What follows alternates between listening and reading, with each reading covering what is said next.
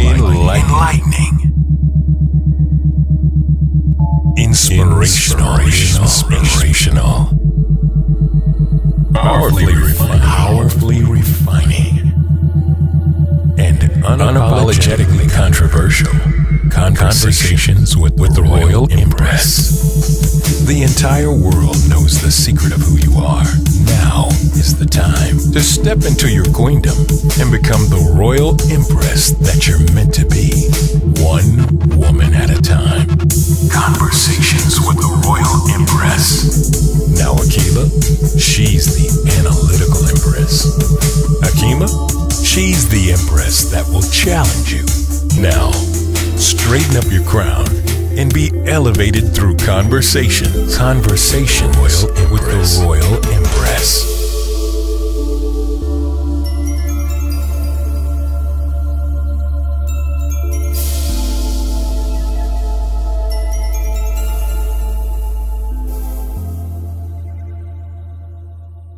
Welcome back to Conversations with the Royal Empress.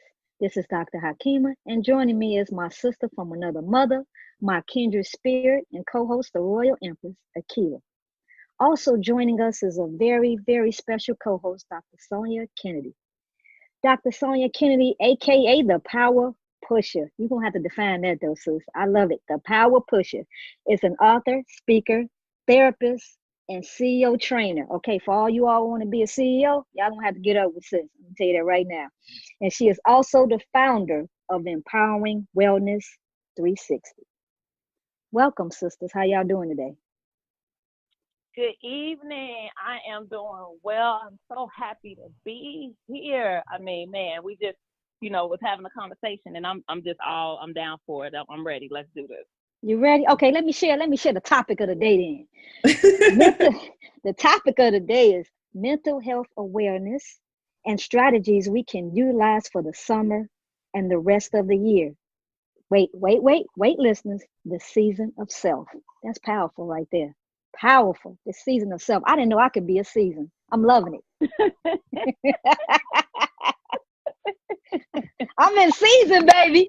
Yes, we all got them. We all got seasons of self, so I can't wait to talk about it because I think, your listeners is definitely, they're going to identify with it and, be able to take the strategies and start to apply them immediately. So I can't wait to deliver and just, put it out there because we got to, take care of our emotional wellness.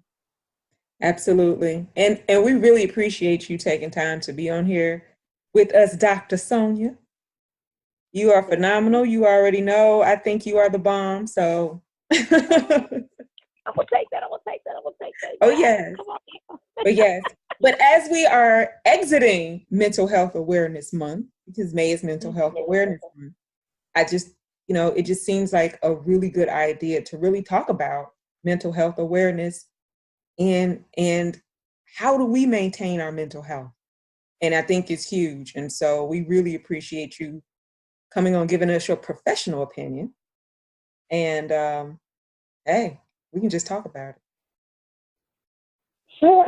Well, I know that, we always all of us are professionals. We got these degrees, these credentials, and all of that at the end of the day.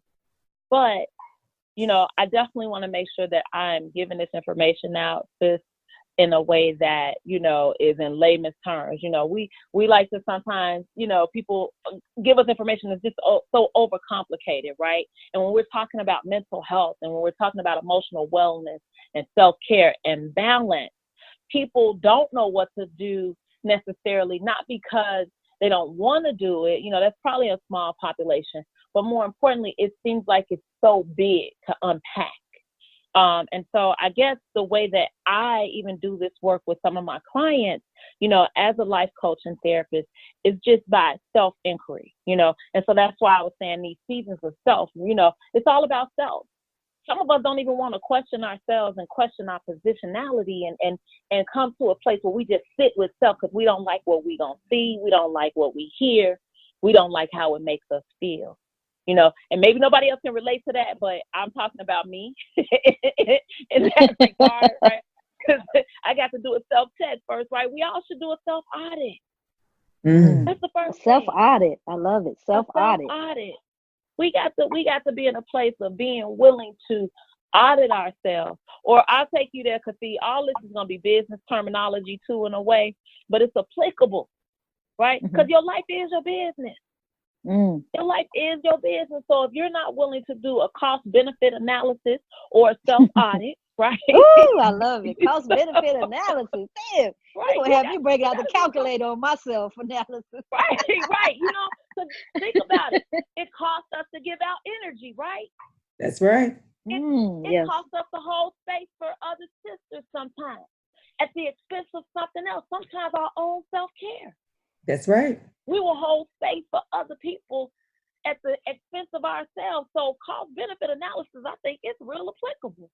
Because we got to figure out, what we giving up, how much it's going to cost us, how much time, right? And if time freedom ain't important to some people, then it's okay. But for a lot of us, time freedom is something that we want, right? We want to have enough time in the day to do the things that we say are important, and also make sure that we're balanced in the process of doing. So if you're not willing to tap in and just really look at, those aspects and do an audit to say, like, hey, is this serving me? Is this working? Am I doing this in a way that, all parties can benefit? Is this, something that I feel like is my responsibility? Sometimes we showing up taking responsibility for stuff that ain't even ours. Man. So that's part of your cost benefit analysis, for real. Like, what's your, where's your responsibility? Is it to yourself or somebody else or something else? You speaking to my soul. Speaking of both of ourselves. Man, because as I'm sitting here and I'm listening to you, and I'm thinking, you're so right. You have to self-check. I say self-inventory. So I guess we still using those. Yeah. We still using those terms, right? Right, absolutely. And you check in with yourself to make sure that you're okay. Because I have told people, you can't pour from an empty cup. No. And so you have to fill your cup up. You have to be self-full. There's a difference between being self-full and selfish. But you have to fill yourself up, because you can't give nothing. And so if you deplete it and then you let everybody deplete you, then what do you have to offer anybody else? But more importantly, what do you even have to offer yourself? And I just made a conscious decision personally, that because you already know that I host the women's retreat, and it's beautiful, it's powerful, the energy is great. But I realized after this one, I got to take a week off for myself when I return. And not that I'm not on cloud 9, but I had to understand the amount of energy that's actually expended. And even though other people are filling me up, but when you come back and you get right back into the thick of things, and everybody else comes and then they start pulling on you. And so, so it's like that energy is going away real quick. So I said, no, let me take a breather. So I honestly just did this a couple of weeks ago, where I just shut it all down. I shut it all down. I was in here doing aromatherapy and and reading. Listen, that too, with the windows open. So, but no, really, and I was like, okay, I have to fill my tank back up. And then the next week, I was A-okay. So yeah, that's real. Yeah, that's real. You have to tune into that. The body doesn't lie, right? It tells you. It's a book called The Body Keeps Score. The body tells you. The body keeps score. I like that. The Body Keeps Score. I think it's by Bessel van der Kolk, right? The body keeps score. But the body tells you when it's time. And we like to, just keep running on empty, on reserve fuel, so to speak. Sometimes we'll drive, just a driverless car. The car just running. It ain't got no direction. The GPS ain't even functioning right. Just all in disarray. Your GPS, i.e. your mental state, is all in disarray. It's just operating, but with no real sense of grounding. So I hear you. I can only imagine the retreat looked fabulous. I wish I had been there, but you had to come back home and get grounded. When did you allow for that? Exactly. And you don't know it sometimes, because you're so used to giving and giving and giving, as all women, we're so used to giving. And so that's that part of, the self-audit even. Like, man, are we even checking in on our internal boundaries, right? Before you can even establish a healthy boundary. So that's one of the strategies already. We got to check in on our internal boundaries, because that's what's going to help us when we have to be strengthened in the ways that we can come back and reconnect with our sacred places. You ain't get a chance to connect with your soul when you were so busy giving out, I'm sure. I gotta look. I was able to connect, but what I had to realize is that I was so open though. And so when you're too open, when you come back, so don't get me wrong, I came back on cloud 9, but I was so open that other energy, my reception of other energies was open too greatly. You know what I mean? So it's that whole thing where you have to be able to protect yourself. And so because I was so open, I had not taken the time to guard that. So that's why when I was around negativity, I received it more than I normally would, because I was too open. And so that's what I mean when I say I have to come back and take that time. I have to take that time, like you said, to get grounded. You got to come back down from that and get grounded, and then set those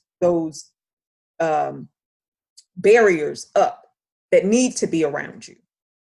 Absolutely. So and I'm glad, because see, this is all about, being vulnerable too. As women, we gotta be that kind of vulnerable and that kind of transparent to say, as fabulous as we are, as phenomenal as we are, as much as, work that we do to support other sisters and connect with them on various levels, that we're still human, right? And that we still recognize that there are parts of us that require, it's not a request, it's a requirement.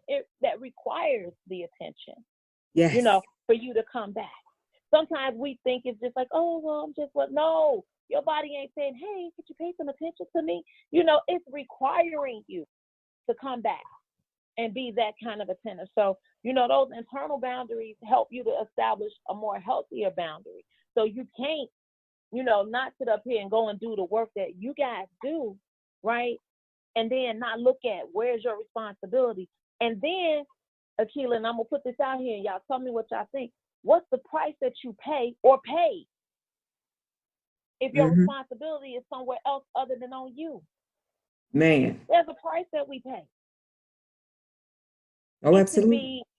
It could be in relationships. Some relationships get better, some suffer. It could be, for some sisters, it could be confidence, it could be self-respect, it could be even dreams. Sometimes we pay the price with our dreams. We put them on hold because our responsibility is somewhere else. Man. I told you it was a season of self, right? That's right. Right, season of self. That's right. Self-image, you know what I'm saying? Especially for those people, and much like ourselves, people recognize our images, they recognize us, from some of the work that we do, et cetera, and they value that. But our self-image can be compromised because our responsibilities are in the wrong place if we don't do the proper check-in. Yes. So cost benefit analysis. We need to see what the price we're paying, what's the responsibility, and if we giving away anything. I just made a decision that I'm going to take, and it's just one day. I said I'm going to take one day a month. That's all about me. Period. Don't invite me to nothing on that particular day. I ain't coming. My answer is no. Right. No, it'll be, unless it's an emergency, the answer is no. And I just realized how important that is for our own mental well-being. And hey, maybe I'll take that day to do my cost benefit analysis. Do your self-audit. Yeah. Do my self-audit. Yeah. Do your self-audit, your self-inventory, whatever we need to call it. But we Yes. got to. And check in.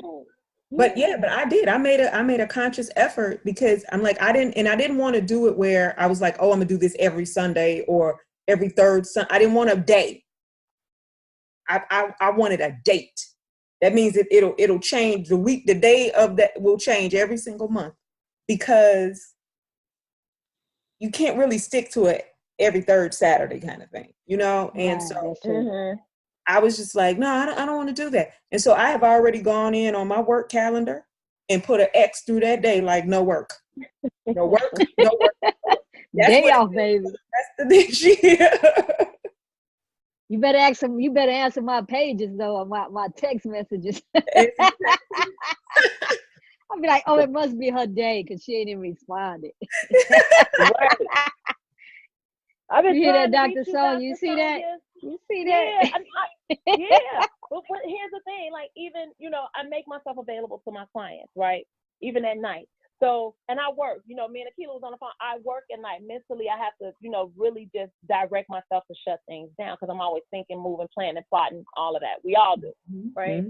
And I made myself so available that I do have to say, hey, I'm not going to answer any further text, you know, after X, Y, and Z time, right? Because the boundaries ain't for other people. See, we got it mixed up too. The boundaries ain't for other people, it's for us. Yes. Teach the boundaries is for us. Yeah. See, people teach the wrong thing about boundaries. We think we put up barriers and boundaries to keep other people in their place, or, you know, to not have that energy flowing. It's really for us. So even changing how we approach what's a boundary is all about, again, what's for us, what works for us, right? Because people ain't going to abide by your boundaries. They don't know them. So how you going to be mad at somebody for crossing over a boundary that they wasn't aware of? I mean, when you think about it, she didn't respect me. Huh? Was that your boundary? She didn't know that. She did what she knew to do. And it meant no disrespect to you. She did what she was doing that was in her best interest. You have to figure out what's in your best interest and don't be offended. I love to tell people where my boundaries are. I love telling them, you know. I let them know that I'm the lion, they the hyena. I tell them, so don't come over here with that hyena BS, because I'm going to come at you like a lion. You know, sometimes you got to do that to people. And of course, it could change depending on the environment. It's just where I work is a very just insane environment. I work in a prison system. So you have to constantly set boundaries, or folks will disrespect you, like, and then be looking at you like, well, so what? You got disrespected. Get over it. So I understand the importance of setting those boundaries. I think that's very important, because you lose yourself if you don't. Yeah. It's like you're sacrificing but the yourself. boundaries are not for them. They're for us, though. That's right. They are for us. We have to get the mental mindset that the boundaries are for us, so that we can maintain ourselves and we can hold space for ourselves when others probably are not able to. You know, because sometimes you can't go outside yourself and get that. You're going to have to, you know, again, this is about a season of self. You can't go outside yourself and expect that everybody's going to be able to accommodate you. So how do you, you know, come back to self, as Akila said earlier, come back and ground yourself? She recognized that, hey, I didn't plan for this, but I recognize that it's a necessary thing that I must have. Moving forward, this is what it's going to look like. And it ain't about somebody disrespecting what she said. It's about her respecting the fact that this is what she needs. So she ain't going to let nobody, you know, even have an inkling about what it's going to look like to be disrespectful in that way. Because it don't matter what somebody thinking about your boundaries. It really don't. That's all about self, right? Teach. They don't have to like it. Right. You ain't got. I'm not looking for agreement. Exactly. You know? Oh, I love it. Say that again, sis. Say it again. Don't look for agreement. That is one of the strategies. Don't look for agreement. Stop that. That's what causes conflict. I'm looking for agreement from you. But maybe if I look for support, which is different than agreement, it really is. I just need to know you heard me. I don't need your agreement for me to execute what I need to do for me. But did you hear what I said? Okay, great. Moving forward. So I don't want agreement about what you think I'm saying that I know will work for me. I don't, because otherwise either we're going to have conflict because you ain't liking it and I want to do it, or, I'm trying to compromise. Now we, going around our boundaries. Now I'm trying to compromise so everybody can be happy. No, I'm not worried about everybody being happy. That's why I don't need to deal with agreement. I need to be in agreement with myself. Yes. Yes. And so when you were saying that, all I was thinking is your approval is not necessary. It's not needed. I'm not interested in your approval. It is what it is. This is, I mean, I really operate in that space. Now I can be respectful as far as, to me, compromise is compromise when I have to share a space with you for something. Then I'm willing to compromise.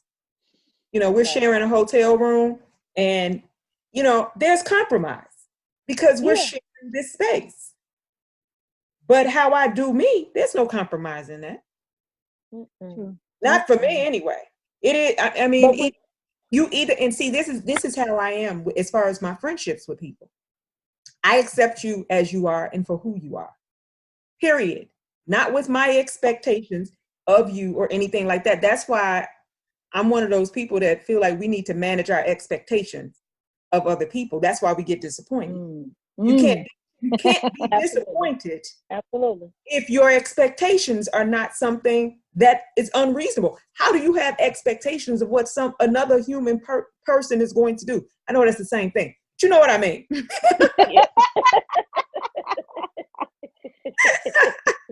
You sound like a mama. You know what I mean? Right. Yeah, I mean, like you have autonomy over yourself, and I'm supposed to impose my will on you. And if you don't do what it is that I think, then it's a problem. No. Right. Yeah. External validation ain't got nothing to do with your identity. None. Nothing. Zero. It don't. It really don't. So that's why I say and I feel you. I'm so glad that that is resonating, because we saying that I don't need your agreement. It's not in a mean or disrespectful way, but I don't need your agreement. The external validation that most of us tend to seek as women now.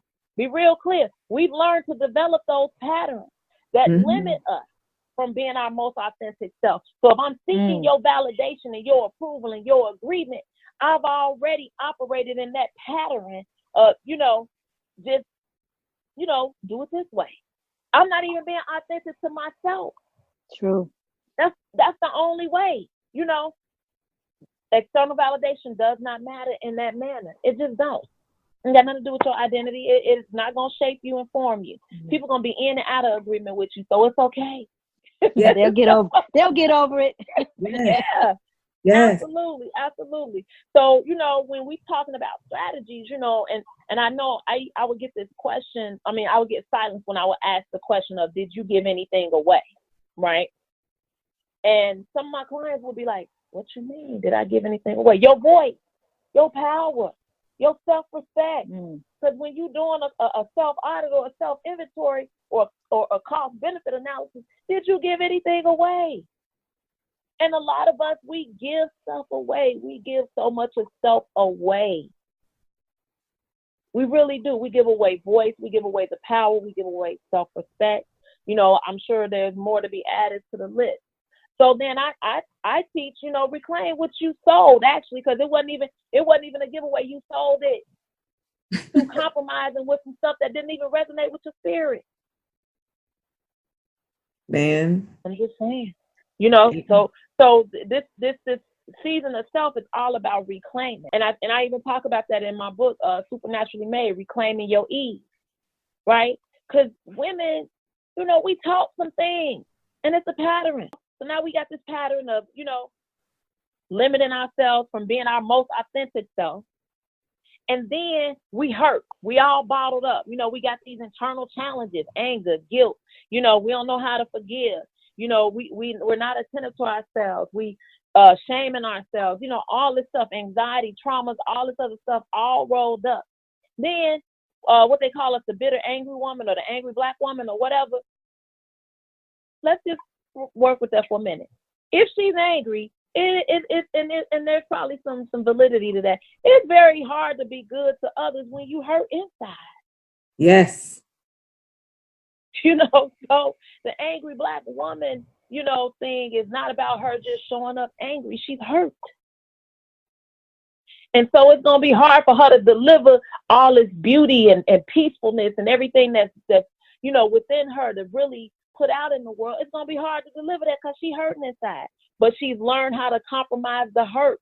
Sit on it. Don't say nothing. Right? Go to bed with it. Lay next to it.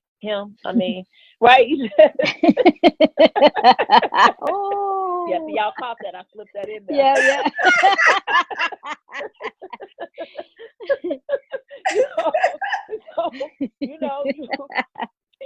Right? You're waking up next to it.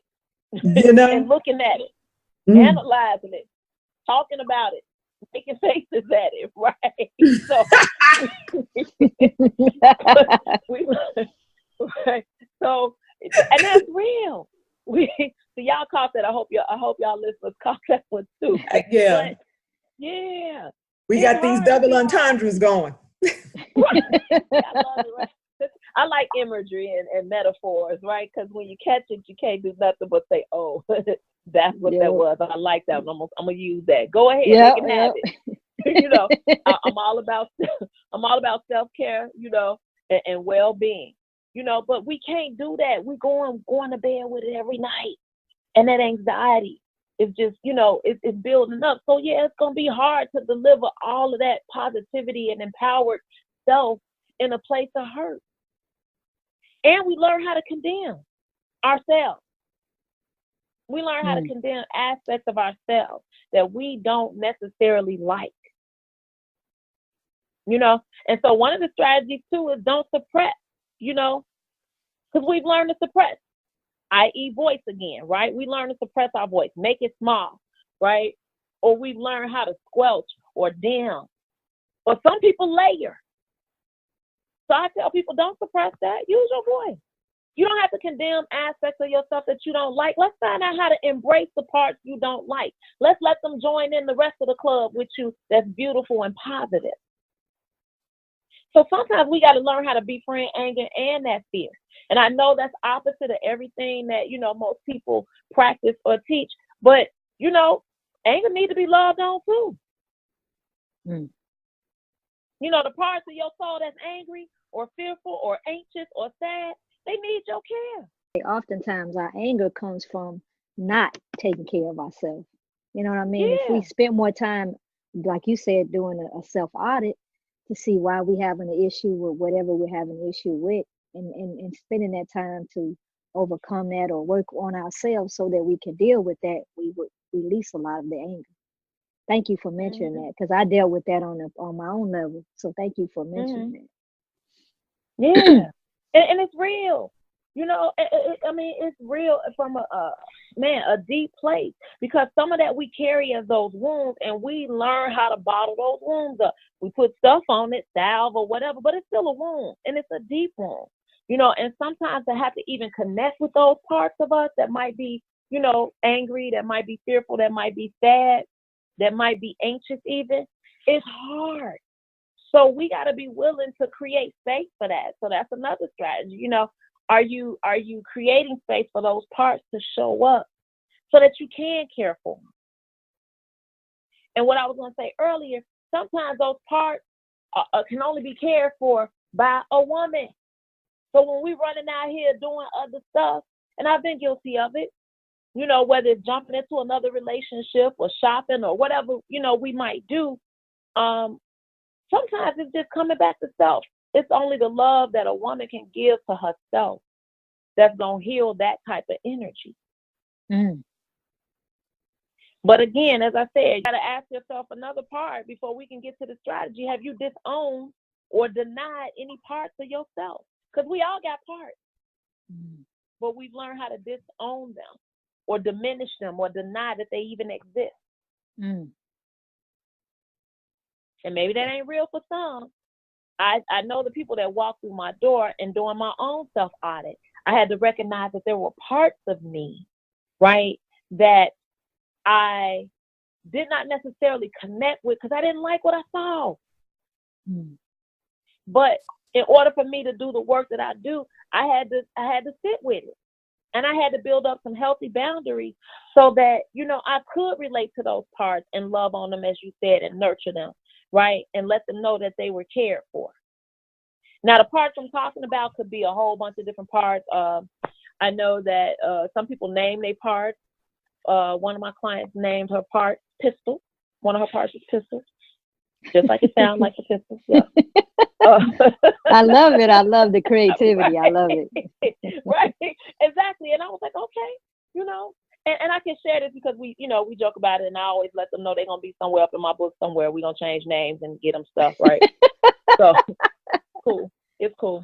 But Pistol, you know, was a person that got everybody together, you know, and told people where they could go and not be, and, you know, and what she was going to do to them if they didn't do what she needed them to do. And we chuckled about it because she said, you know, I don't really want to be like that. That's not who I really want to be. But that's the only time people are listening, when Pistol shows up. That's deep. Right. But if we don't do that type of, you know, owning of our parts, we never know why sometimes that stuff that show, you know, that part of us that show up when we bothered or hurt or upset, we got to figure out who that part of us is. Because people don't see hurt all the time when they interact with us. They might see a part of hurt. So we got to check in. Is that our little girl that was hurt or traumatized? Is that our, you know, avoider that was hurt or traumatized, and so they learn how to isolate and get away? So we got to create space, you know, for those parts to show up and be loved on, not keep disowning them or denying them or diminishing them or even demeaning them. Y'all hear them D's, right? I got a bunch of them. Put D's on them. Right, put some D's on them. I like it, right? Diminish, demean, disown, deny, delay. I got it all. You know, but that's another podcast. That's another podcast. I know, right? D's. Drop them D's on them. Right, drop some D's on them. Yeah, we should. Yeah, so yeah, tell your listeners, let you know if they want to hear that one, because you know we taught to do all of that as women. We are taught to do all those D's. We diminish ourselves. You know, sometimes we even demean ourselves. We deny parts of self. We disown parts of self. Oh, so those strategies, they come as a result of us just really checking in and looking to see, you know, how we can get in touch with those, you know, parts of ourselves, or even the parts that are overwhelmed, because some parts of ourselves we overwork. The strong woman part we might overwork. Teach, yes. She needs to take a teaching for real. I'm over her. I think we did a show about I'm Not Your Superwoman. And we were talking about that whole idea of it's not to drop a D on it and diminish the fact that we're strong. But it's okay to be vulnerable, and it's okay to not always be strong. It's okay to actually lean on somebody else sometimes. It's okay to, let's do a different D, to delegate responsibilities. Delegate, that's right. You don't always have to show up for. And it doesn't diminish you in one bit, because you're human and because you're okay. I'm okay. I've gotten better with delegating. Okay. All right. It used to be hard for me, but I'm like, no, you can handle that. No, I'm good. You go right ahead. I realized that I don't have to show up for everything. Yeah. But don't that feel good when you can come home to you for real? Oh yeah. Like you can just be. It's all right. I ain't got to do that. I can let somebody else do that. Man, listen, not my. I have gotten to the point. I just posted something. Yeah, we were having a conversation in a group that I'm in, and I said, "Not my monkey, not my circus." I I'm love good. it. Not my Look, monkey, now not we my dropping circus. gems over here. Look, we dropping gems. Not I your monkey, love not, wait a minute, say it one more time. Not my monkey, not my circus. Not my monkey, not my circus. Okay, I so love it. listen, I hope your listeners journal and write when they are tuning into these podcasts, because we dropping some stuff. Now it may not resonate right at the moment that they listen to the podcast, but that one hit for me, because one of the things that and I love it, right? Because here's a strategy to go along with not my monkey, not my circus, right? Stop acting for others and perform for yourself. Yep. Yeah. We so that resonated with me when you said that, because we doing all this acting for other things, other spaces, other people, and we're not even performing for ourselves At all. at all. And then we wonder why, we all tax. You tax for a reason, sis. Walking around with headache, can't sleep, anxiety, taking medications, all kinds of stuff. Yes, all because we are mentally fried, taxed, all of that stuff, and we're not paying attention to it. And your body, I saw somebody was writing, I posted today and said, I just keep getting sick. I don't know why. I could probably tell you why. And because when we're mentally not aware of where we are mentally, and we're really struggling mentally, and we're not honing in on it, when you said your body will let you know, your body will let you know through illness. Your body will let you know when you feel like you are non-productive. When you're procrastinating, you can't figure out why you're procrastinating. Because your body just won't even let you move, and you can't figure it out. Everybody go on strike. The body just be like, I'm not doing that. Yep. Your mind trying to work with your body, like, well, okay, we really need to do this. And your body like, no, I'm not moving. Right. I'm on strike today. How long are you gonna be on strike? I'll let you know. Right? And it ain't even no definitive answer. We just not moving. You just, right? You like, I want to get up at 6. Okay, I'm gonna get up at 6. And 6 roll around, it's 6:10, it's 6:30, it's 7, because your body lets you know it's not ready. I don't care what kind of time. You're right. Your mental is like, hey, we got to get up and go. The body like, no, I don't want to. Or let's say I got to go into that uncomfortable space that that's why when you said you got to start saying no, just say no, because it takes more energy to move yourself in a space where you don't want to be, man, than it would be to say no. That is not for me. That space don't honor me. It doesn't make me feel supported. It don't make me feel strong. I feel small in it. I feel like I got to expand myself in a ways that ain't comfortable for me. Whatever it is, whatever story you need to really tune into and tap into, do that. Because the body lets you know already, I'm tired. You ain't need the event 2 days away and you still tired. You tired of first thing since you got here. You tired. But you don't want to be there. Yep. And you got to be honest with yourself. I have to share this. A really good friend of mine, and I may have shared this on the podcast before, but I have a really good friend who, I don't know if anybody else has this type of friend. We don't talk that much, but when we talk, I never leave a conversation with her.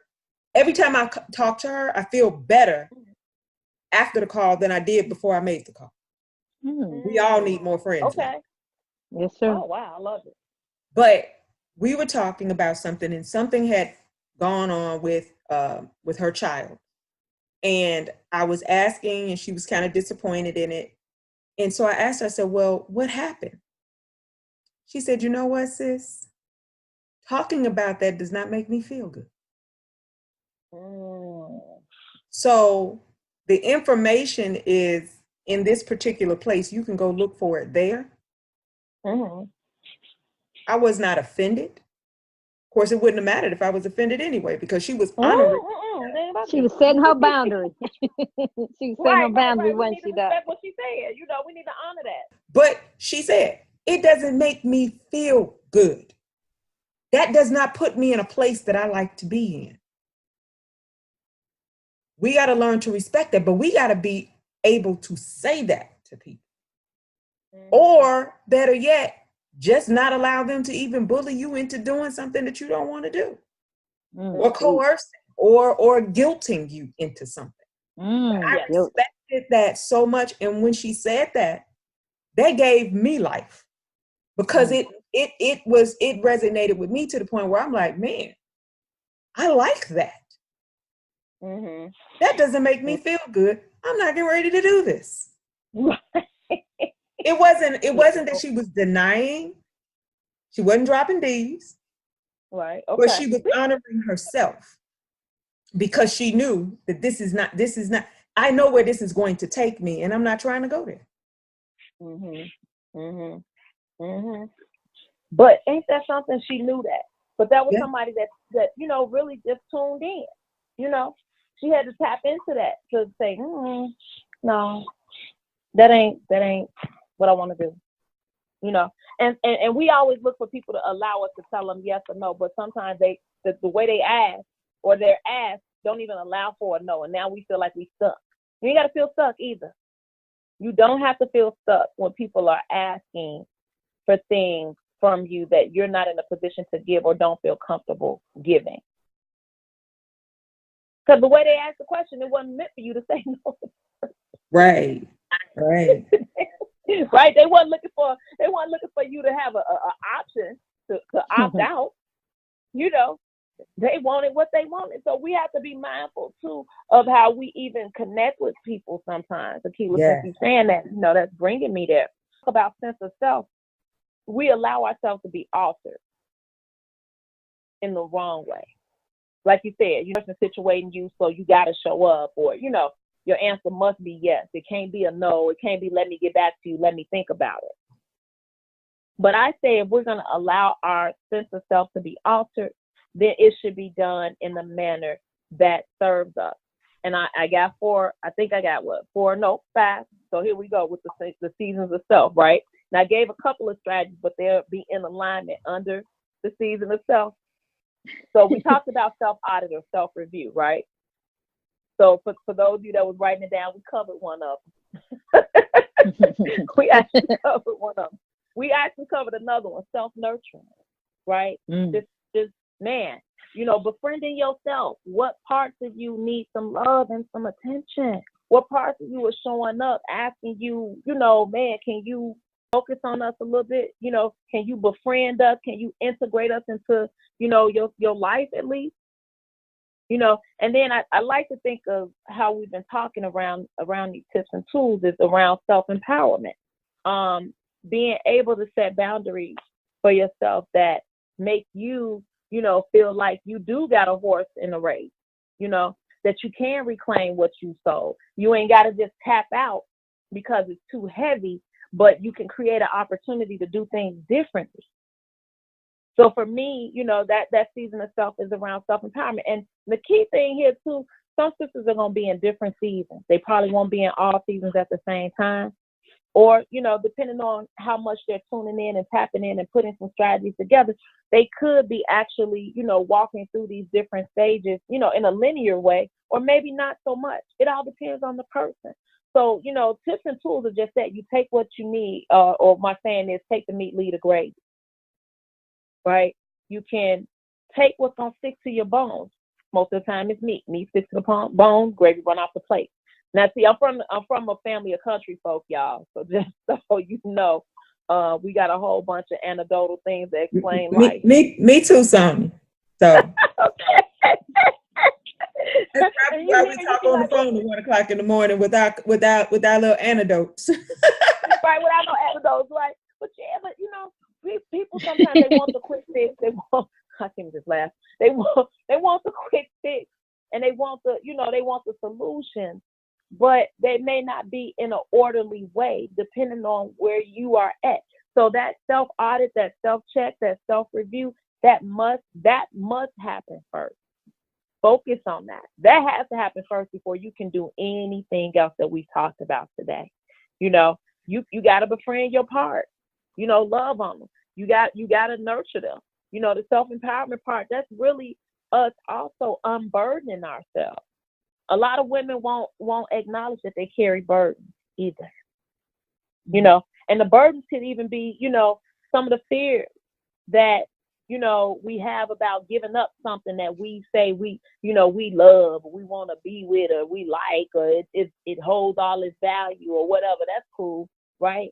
But what's the fear that if you gave up that situation that's burdening you, creating anxiety, keeping you up at night, got you worried, got your hair falling out, you not maintaining yourself, not maintaining your weight, not being attentive to you? What would happen if you gave up that burden? So many people got fears around what could happen, but what would happen? Let's say, what could it look like?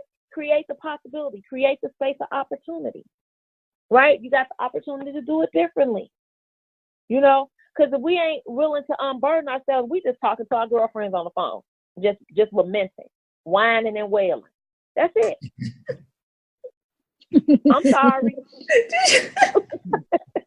The truth, though. Sorry. Right. But you know, if you come in my office, I'm not gonna let you lay on the floor. That sometimes we might need to be prostrate, but if you lay on the floor, I'm laying down there with you, and I don't want to be on the floor, so we have to get up. You know, we can't just come in there and just lay out. Oh my God, Dr. Sonia, let me just tell you what happened today. Oh, okay. Now what you gonna do? That was your experience for the moment. Now what? You know, because I mean, what, we just gonna stay in it, or are we gonna create a place of support for our sisters, you know, as well as a space for ourselves to take action on healing ourselves and doing the self-care and the steps to secure our emotional well-being? I say it's secure, like secure the bag, right? To secure it because it's valuable. Your mind, you know, your gold mine, so to speak, that's valuable. Your emotional state of being is valuable. It's a gold mine up there, and it's all messed up, you know, just jingling. You know, you can hear stuff rattling around up there because you discombobulated. No, unburden yourself, release that stuff. So those are strategies, right? How are we going to release it? I just said connect to the parts of self that show up, right? What have you been denying and disowning? What have you been diminishing and demeaning? Where have you felt and experienced that shame and guilt? What's your responsibility? Check in. That's how. You got to do that stuff first. Some of this is valuable and is resonating and is meaningful, you know, for your listeners. But this is some real stuff. I see it every day. No, it is, and we appreciate it. We appreciate it. And the only thing that I always say before we get into our, you know what I mean, our challenges. But before we get into that, even with all of these strategies that you're putting out there, don't be afraid to actually go and get counseling. If you cannot manage to cope, and if something is wrong, it's perfectly okay. Yes. To get somebody else to help you to process and to get there by any means necessary. No, and I appreciate. Yeah, you know what though? But what if we had that militant attitude about our emotional wellness and our self-care? Exactly. That's my point. You know, I appreciate you saying it. Like if we could come to the table that way towards that, man. So you're right. I mean, I'm not saying, you know, so Dr. Sonia can have a whole bunch of clients because she can only handle so much energy, right? That's not it. But this is the work that I do because it is a necessity, especially for the African American community, especially for the African community, you know, of women that are raising children. It is essential that we do this. It is essential that we maintain our self-care, that we be attentive to it, love on it, and nurture it. It's not a choice. It's not an option. I'll do it when. You know, by the time you really make up your mind to do it, it's too late. Yes, ma'am. It is. You still contemplating if you want to go tell somebody you messed up. We saw it already. We saw the post. Okay. I'm debating. I really need to talk to somebody. Yes, sis, you just put it on Facebook. You need to talk to somebody. We read it. They do. They talk to Facebook. Yeah. Right. Oh, I hate to see that. Facebook is not a therapist, but people. Oh God, thank you. Facebook is not a therapist. Yeah. It is. It is. But sometimes it's not even what they're. It's not even that they air it out. It's just that their mental issues are just present. Yep. In what they're talking about, in what they're doing, and what they're saying, and they don't even necessarily realize. It's just like, man, sis, your mental illness is shown.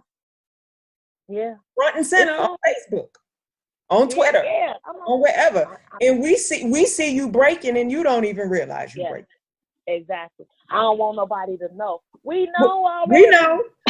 We know. Right, you just we got the us. memo at 8:53 before we punched in. We got it. We read it on the train. We called our girlfriend and we shared it. We shared your post. So we already know. We holding a space of solidarity for you. But yeah, do you need to go? Yes. Fix it. Fix it. Yeah, fix it. Fix it. Fix it.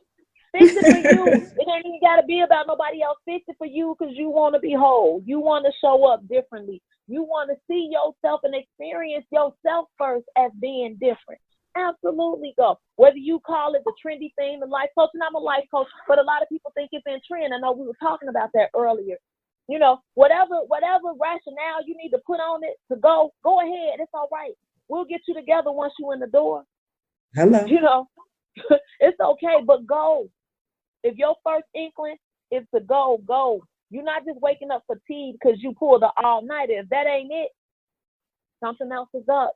Your body lets you know even when you need to go and do something different. It ain't just because we work, we are working and creating. You're fatigued because you got some other burdens that you keep holding and burying and packing away. We've learned to compartmentalize very well. Yes. We have learned that by default. We compartmentalize everything. I'm guilty of it. Ain't nobody else got a cop to it. I'll cop to it. I'm copping to it. I'm copping to it. I'm riding with you. Right. Look, I'm on a survivor island. I don't know about nobody else. I'm on the survivor island. Everybody else still trying to figure out how to get on to the other side and eat the berries. I'm already chilling. The pig roasted, and I'm eating some berries with it. So I own mine, right? But I had to, for me to be in a place, of self-care. I had to. I was so busy taking care of other people. I had to own that I was not taking care of me, and I had to be willing to do something about it. Because and I'm gonna say this before we wrap up. Self-awareness does not get you there. Some people know they got, some dynamic that needs to be handled. And they say to you, yep, I know I got an issue. That's all they say. Self-reflection means that you actually go and do something about it. Self-awareness does not help you. That's a part of it. You just aware. You aware of what's wrong. But you ain't doing nothing. But you're not doing nothing about it. That's like being in a place of self-reflection. Yeah. And then action and execution. Right. That has to happen. Sis, you're right. If everything you want to do is just awareness, I know. Because now we figure because we done stepped up and acknowledge. I know. It's gonna go away, huh? Right? Now y'all laughing because I know people have said that to me. Yes. Yeah, wait a minute. You're not telling me nothing I don't already know. Right. Okay, so next step is, right? But some people are scared to do the self-reflective spaces that we've been talking about today because it means that, and it requires that they literally sit with themselves and do that self-audit. And that means that if there is something that comes up, they got to take action. And some people are very fearful of doing the action that's going to create a healing and transformation for them. They just scared. So they stay stuck in transition. That got C's and D's and everything. So y'all, whenever y'all ready, look. On that note, then I'm gonna go to my challenges. So we're gonna move on to C now, right? You know what though? I don't really, you know what? You did all the strategies. You laid it down. So if anybody had a pen and paper, listeners, I just need you to go back, rewind, get your pen and paper, and take them notes. Because Doc, she laid it down for you easily. I have some challenges, and they're pretty much in alignment with all of the strategies or the questions that you put out and the strategies that you came with, conducting that self-audit. So I challenge our listeners to, you got to look within. The answer is within. The answer is within, and we keep trying to find the answer externally, and we never find it. It's because the answer is within. Listen to Dr. Kennedy, do that self-audit. Focus on how you direct your energy. Focus. Understand your energy and where you're directing it. That's the issue that we have with ourselves as women. We're directing our energy to serve everyone else except ourselves. So I challenge you, listener, focus on your energy and manage it properly. Also, seek no agreement. I'm about to chat in with you, Doc, on this one. Seek no agreement or validation for your self-care. You don't need nobody to say, well, you know, you're right. You need to take care of yourself. No, you know you need to take care of yourself. Take care of yourself. You don't need nobody to hop on the bandwagon. You don't need your girlfriends to be in agreement so y'all can do it as a group. You don't need this is not a group activity. This is an individual activity. This is the road that you travel to find God within. You're seeking for God, so this ain't no group activity. And that's my challenges. Thank you. I want to thank our listeners. I want to thank our listeners for always calling in, checking in with us and listening to us. But I really want to thank you, Dr. Kennedy, for joining us today and really sharing some strategies for us to help us overcome our issues and to contribute to our mental well-being. Thank you so much. And we want to give you the last word, and also how we need you to finish up on how people can contact you. Okay. First, let me say thank you again just for having me on your show. I listen. Y'all always having fun. I'm like, I want to be on their show. So when I got the opportunity, I was like, wait a minute. So Akila, I was like, she ain't asked me to be on the show yet. Okay. Then you was like, hey. I'm like, yeah, for sure. Let's go. I'm like, I'm waiting for my invitation, right? I'm like, everybody having fun. They kicking it. They hanging out. I'm like, I wasn't invited to the party. So thank you for my. Oh, don't worry. You're going to be at the party all the time now. You're going to be like, why they keep telling me? Why they keep asking me to come to their party? I'm tired of this party. No, I want to be at the party. I want to be there. I'm like, yes. Like literally, she couldn't get the text out fast enough. I'm like, yeah. What day? What's up? When?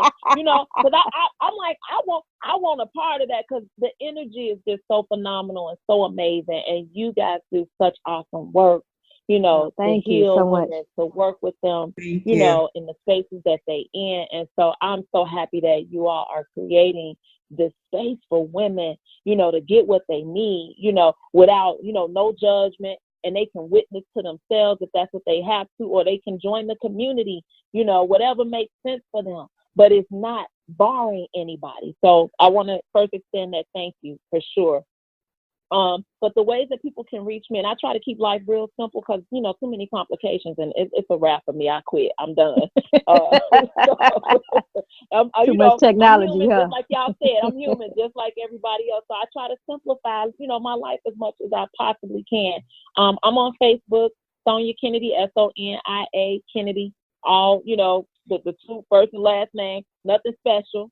My business is Empowering Wellness 360. That is a coaching and therapeutic practice. So I do life management coaching as well as actual mental health and therapy practices with my clients. I'm in the Hyde Park area for those of you that are in Chicago.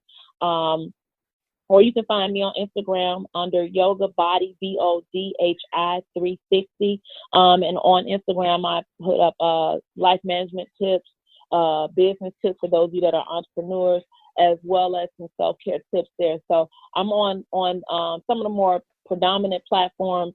Twitter, not so much, but I'm beefing that up. And we got some programs and stuff coming out. Hopefully I'll be doing a sister circle this summer. We'll see. Mm-hmm. And maybe a woman-centered self-leadership circle. Akilah. Okay. So I'm not doing no more work. Yes, ma'am. I hear you. Until next year. Hey, before you get off, I need that one in there, right? Before you get off, I need you to explain this power pusher, though. I need to hear. I need to know where that comes from. Right. So my monikers were either the biz therapist, because I get all up in your business as a therapist, right? but really, I try to teach people how to use, practical tools of therapy for both their business and life management. And so, as a result of that, there was all this energy and power that needed to go into, just working with people. I had to, call on my, powerful and most powerful or empowered self to be able to show up for clients who were really struggling with, anxiety related issues, depressive related symptoms, or even traumatic situations. And so, I was always that person that wanted you to take action. Like I said, I'm not going to let you come in my office and lay on the floor. I want you up off my couch and out in the world taking action. So I'm the power pusher, I heard that. You said get off the floor. Get off the floor, get up, get out of my office, get out in the world, and go and live in your purpose, right? And you can't do that just on the floor. Sometimes we got to be prostate. It's okay. But we can't stay there. Prostate is a position. You know what I'm saying? I love it. It's a position. That's it.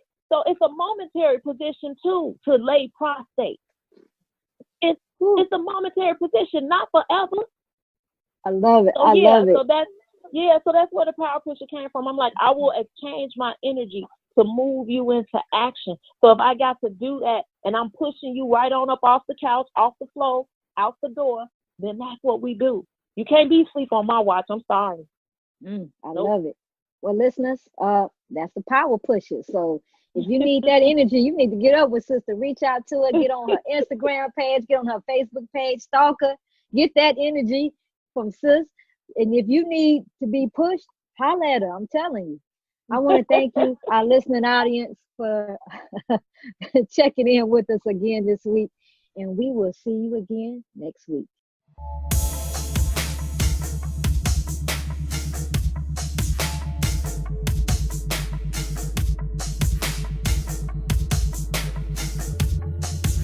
Thanks for listening to another episode of Conversations with the Royal Empress. Tune in next week for another enlightening conversation. For more information on the Royal Empress, please visit the website royalempress.org. You can also follow the Royal Empress on Facebook, Instagram, and Twitter. Conversations with the Royal Empress is a subsidiary of the Royal Empress organization. All rights reserved.